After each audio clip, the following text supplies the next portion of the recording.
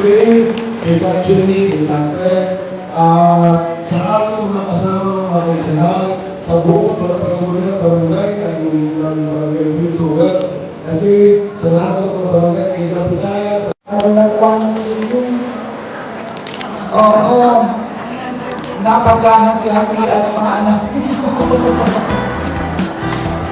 Pinahawak lang para sa inyo, tapos mga anak ko yung pala mag-happy-happy.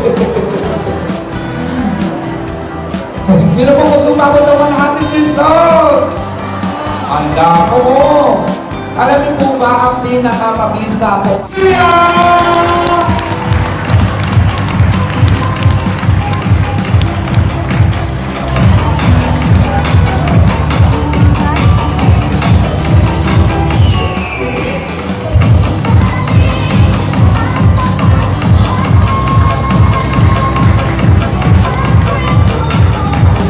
At para naman po magbigay ng mensahe sa inyo mga nanay at tatay ko ang nagsimula at nagtutuloy ng pagpunlaan ng problema.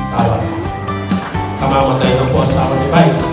Kaya medyo nahihirapan pa na makamove on si Vice. Thank you. For 30 years, ganyan po talaga no? Ang buhay talaga, hindi po natin masasabi. At syempre, gusto ko po magbigay ka sa ating po mga city councilors na dumanda po ba dito kayo sa kanila kanina? Siyempre, si Consul Ray Palabrica, pakipalakpak.